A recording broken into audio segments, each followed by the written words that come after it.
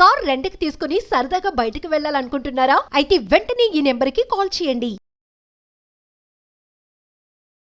నమస్తే, welcome back to Suman TV. నేను మీ సంజయ్. ప్రతి తల్లిదండ్రి కూడా పిల్లల్ని పద్ధతిగా పెంచాలి, సమాజంలో ఒక గౌరవం అనేది పెంచుకునేలా పెంచాలని చెప్పేసే వాళ్ళు ప్రయత్నిస్తూ ఉంటారు. కాకపోతే పిల్లలకి మన ఇంట్లో వాళ్ళకి కానీ, మన పరిసరాల్లో ఎవరికీ లేని అలవాట్లు అనేవి అవుతూ ఉంటాయి. సిగరెట్లు కానీ, మందు కానీ, దుర్భాషలు ఆడడం కానీ, పెద్దలకి గౌరవం ఇవ్వకపోవడం కానీ, ఇలాంటి విషయాలు.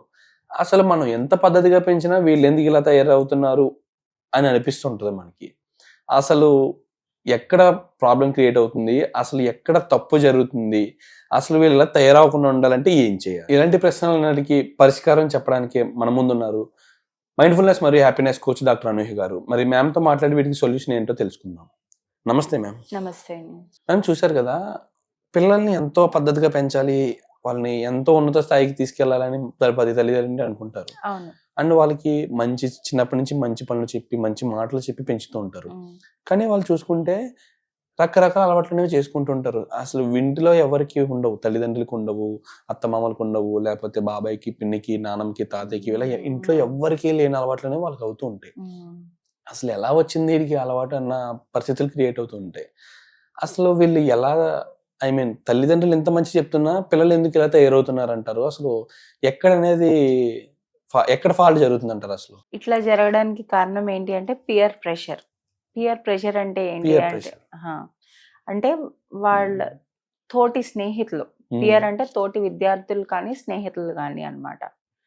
సో ఇప్పుడు టీనేజ్ కి వచ్చినప్పటికీ పిల్లలు ఎక్కువగా ఒక ఫ్రెండ్ సర్కిల్ అనేది ఫామ్ అవ్వడం, సో అందులోని ఉండాలి అంటే వీళ్ళు మారుతూ ఉంటారు అనమాట.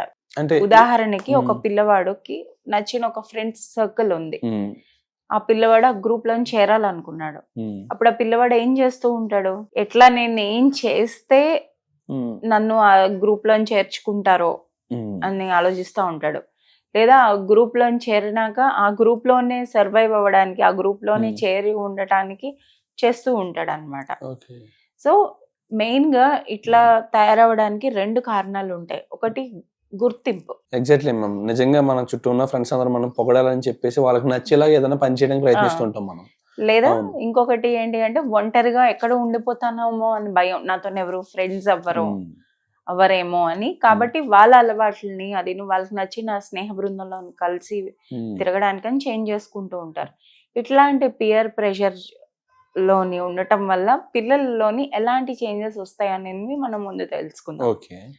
ఫస్ట్ ఏమవుతుంది, వీళ్ళని చాలా స్ట్రెస్ అనేది క్రియేట్ అయిపోతుంది మెంటల్ గా.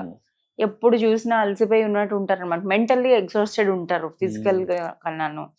ఎందుకంటే వాళ్ళకి ఎంత స్ట్రెస్ ఉంటుందంటే నేను ఏం చేస్తే నన్ను చేర్చుకుంటారు అందులోని, లేదా నేను ఇక్కడ ఉండాలి అంటే ఇంకా ఏం చేయాలి, నేను ఇంకా ఏం చేయాలి, వీళ్ళు నన్ను ఒప్పుకుంటారా లేదా, ఇలాంటి సందేహాలు వస్తూ ఉంటాయి టీనేజ్ పిల్లల్లోనే.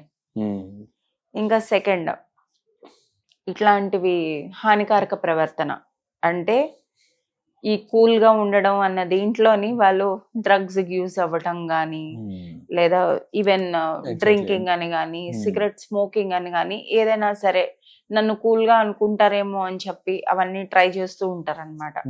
అట్లాంటివన్నీ చేయటానికి అసలు ఇప్పుడు దీనికి సొల్యూషన్ లేదంటారా?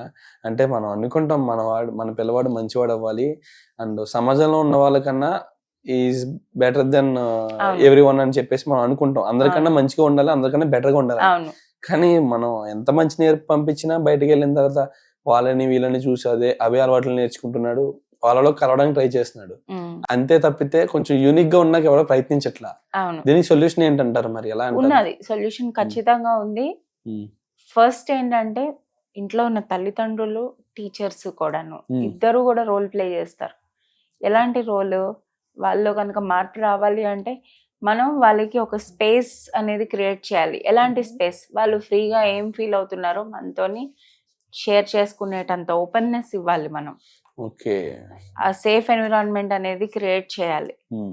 సో అలా షేర్ చేసుకోవటం వల్ల కదా మనకి తెలుస్తూ ఉంటుంది ఏమవుతుంది పిల్లల జీవితంలో, వాళ్ళ ఆలోచనలు ఎలా ఉన్నాయి, వాళ్ళ మనోభావాలు ఎలా ఉన్నాయి అనేవి తెలుసుకోగలం.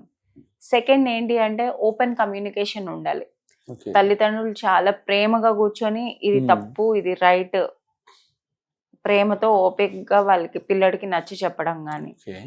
థర్డ్, మైండ్ఫుల్నెస్ ని పాటించడం. ఎలాంటి మైండ్ఫుల్నెస్ ఇక్కడ? Hmm. మెడిటేషన్ అని, Hmm. జర్నలింగ్ అని, తనకు వచ్చే ఆలోచనలు అవి నువ్వు ఒక టైమర్ అనేది పెట్టుకొని మొత్తం అన్ని అందులోని డంప్ రాయించడం. చేసుకుంటూ Okay. రాయించడం వల్ల తనకు కూడా అవేర్నెస్ వస్తూ ఉంటుంది అనమాట ఇలాగా. And Okay. ఇవన్నీ చిన్న చిన్నవి. Hmm. వీటన్నిటికన్నా ముఖ్యమైనది చూసుకుంటే ఆ పిల్లోడు దేనికి చేస్తున్నాడు ఇవన్నీ? వాళ్ళని అట్రాక్ట్ చేయడం Hmm. కోసం, ఏదో గుర్తింపు పొందాలని చూస్తున్నాడు. సో మనం యాజ్ ఎ పేరెంట్స్ మనం ఏం చేయాలి అంటే, ప్రతి మనిషికి కొన్ని యూనిక్ క్వాలిటీస్ అన్ని ఉంటాయి కదా, Hmm. వాళ్ళ స్ట్రెంగ్స్ అనుకోండి. Yes. సో మనం ఆ టైంలోని పిల్లోడిని మార్చడానికి వాళ్ళలో ఉండే ఆ పాజిటివ్ క్యారెక్టర్స్ ఏంటి ఉంటాయో, ఆ యూనిక్ స్ట్రెంగ్స్ ఏముంటాయో అవి బయటకు వచ్చే విధంగా మనం వాళ్ళకి Hmm. చిన్న చిన్న పనులు ఇవ్వడం కానీ, వాళ్ళని Yes. మెచ్చుకోవటం కానీ, Hmm. అంటే వాళ్ళకున్న పాజిటివ్ క్యారెక్టర్ ని మనం ఆ యూనిక్ క్యారెక్టర్ ని హైలైట్ చేయటం వల్ల Hmm. వాళ్ళకు కూడా మైండ్ సెట్ చేంజ్ అవుతుంది అనమాట. Okay. ఓహో, నాలో ఇన్ని మంచి క్వాలిటీస్ ఉన్నాయా Hmm. అది అని చెప్పి. సో ఆ మైండ్ సెట్ చేంజ్ అనేది రావటం వల్ల స్లోగా వాళ్ళలోని Hmm. మార్పు అనేది వస్తూ ఉంటుంది. అవసరమైతే వెనకడుగు అనేది వేయకుండా నువ్వు కౌన్సిలింగ్ సెంటర్స్ తీసుకొని వెళ్ళడం, నచ్చి చెప్పడం, Okay. అలాంటివన్నీ చేయాలి. అంటే మేము మరీ అంత ప్రాబ్లం క్రియేట్ అవుతుందంటారా ఈ పీరింగ్ వల్ల? అంటే ఈ ఫ్రెండ్స్ లో స్ట్రెచ్ అవ్వడం కోసం వీళ్ళు తీసుకునే స్ట్రెస్ వల్ల వాళ్ళు పిల్లలంతా ప్రాబ్లం క్రియేట్ అయ్యే సిచ్యువేషన్ కంపేర్ క్రియేట్ అవుతుంటారా? చేసుకుంటూ ఉంటారు కదా, కంపేర్ Hmm. చేసుకోవటం వల్ల కూడా వాళ్ళ కాన్ఫిడెన్స్ అనేది పడిపోతుంది. ఒకవేళ ఇదే ధోరణి నడుస్తూ ఉంటే తల్లిదండ్రులు పట్టించుకోకపోతే పిల్లలు ఎదిగిన తర్వాత ఎలా ఉంటారంటారు? ఇందాక మీరు అడిగారు కదా క్రూరంగా, అలా అవుతారంటారా? అలా అయ్యే ఆస్కారం ఉంది కదా. అవును, మీరు చెప్తుంటే ఇది ప్రాబ్లం చిన్నదనుకున్నాను తప్పితే, కానీ ఒక స్టేజ్ దాటాక ఇదే పెద్ద ప్రాబ్లం క్రియేట్ చేస్తుందని అసలు ఊహించలేదు నేను కూడా. ఎగ్జాక్ట్లీ. ఎప్పుడైతే మనం Hmm. వాళ్ళలో ఉన్న పాజిటివ్ క్యారెక్టర్స్, యూనిక్ క్యారెక్టర్స్ అనేవి హైలైట్ చేస్తామో వాళ్ళలోని సెల్ఫ్ వర్త్ అనేది పెరుగుతుంది, ఆత్మవిశ్వాసం అనేది పెరుగుతుంది అనమాట. ఓహో, నేను ఇన్ని పనులు చేయగలను, నేను ఇంత వర్త్ ఎగ్జాక్ట్లీ. అని వాళ్ళకి వాళ్ళు గుర్తు చేసుకుంటూ ఉంటారు. అబ్సల్యూట్లీ. సో అప్పుడు కొంతకాలానికి వాళ్ళకు ఆ అవగాహన వస్తుంది. ఎప్పుడైతే తల్లిదండ్రులుగా మనం కూడా మాట్లాడతామో, నేను ఇవన్నీ నా కూల్నెస్, నేను కూల్ గా ఉండడం, ఎవరు మెప్పో పొందాలని నాకు ఇవి అవసరం లేదు అన్న ఆ కాన్సెప్ట్ మనం పిల్లల్లో తీసుకురావాలి. Absolutely ma'am. నిజంగా మీరు అన్నట్టుగా చెప్తుంటే నాకు అదే అనిపిస్తుంది. అండ్ ఒక బ్యాచ్ ఫార్మ్ అయినప్పుడు ఒక ఫ్రెండ్స్ లో వాళ్ళని వాళ్ళ నుంచి కూల్ అనిపించుకోవాలి, వాళ్ళ మాటల్లో మనం కూల్ అనిపించుకోవాలని చెప్పేసి వాళ్ళకి నచ్చేలా ప్రయత్నం చేస్తుంటాం మనం అన్ని పనులు కూడా. ఆ బ్యాచ్ అనేది తర్వాత సంథింగ్ స్కూల్ అయిపోయాకో కాలేజ్ అయిపోయాకో మళ్ళీ విడిపోతారు, మళ్ళీ అక్కడ ఇంకో ఆఫీస్ లో ఇంకో బ్యాచ్ ఫామ్ అవుతుంది, వాళ్ళలో కూల్ అనిపించుకోవడానికి మళ్ళీ ప్రయత్నిస్తుంటాడు. ఎగ్జాక్ట్లీ అక్కడ యూనిక్నెస్ అనేది మీరు అంటే కోల్పోతున్నాడు మనిషి. అందుకనే మనం ఏం చేయాలి ఇక్కడ, మనం ఎప్పుడు కూడాను పిల్లలు ఎలాంటి వాళ్ళతో కలిసి తిరగాలి అంటే, సాధారణంగా తల్లిదండ్రులుగా ఏం చేస్తూ ఉంటాం అంటే, పిల్లల ముందు వాడొద్దు, వాడు మంచోడు కాదు, నువ్వు వాడితో కలిసి తిరగద్దు, ఇట్లా చెప్తూ ఉంటాం. మనం ఇట్లా చెప్పే కొద్దీ వాడికి వాళ్ళతోనే తిరగాలని ఉంటది. అంతకన్నా ఏంటి అంటే, మనం ఏది రైట్ ఏది రాంగ్ అనేది చెప్పి పిల్లల్లోనే అవగాహన అనేది తీసుకొచ్చామంటే వాళ్ళకి వాళ్ళే డెసిషన్ తీసుకోగలరు. ఎప్పుడైతే ఇది సరైనది కాదు అని చెప్తా వాళ్ళకి అవగాహన వస్తుందో, వాళ్ళు స్లోగా డిస్టెన్స్ అనేది మెయింటైన్ చేయడం కానీ కట్ చేయడం కానీ చేస్తారు. ఎగ్జాక్ట్లీ మేము మన పిల్లలకి చెప్పేటప్పుడు కూడా అది రాంగ్ అని చెప్తే వాడు అక్కడ ఆగడం నిజంగా. ఎందుకంటే అది ఎందుకు రాంగ్ కూడా అప్పుడు ఏమవుతుందంటే, అంటే అదే మళ్ళీ coming back to the roots, foundation, మన విలువలు అవి అన్ని చిన్నతనం నుంచి ఇచ్చామనుకోండి పిల్లల్లోని. ఇప్పుడు పిల్లవాడి స్నేహితులు ఎవరో అనేది మన చేతుల్లో లేదు, మనం కంట్రోల్ చేయలేం. కానీ మన పిల్లవాడు బిహేవియర్ ఎలా ఉంటుంది మనం కంట్రోల్ చేయాలి, అది మన చేతుల్లో ఉంది. మనం ఇచ్చే విలువలు మన పెంపకంలోనే ఉంటుంది అది. కాబట్టి మనం ఇవి సర్దిద్దుకోవాలన్నమాట. Thank you ma'am, thank you very much. Thank you.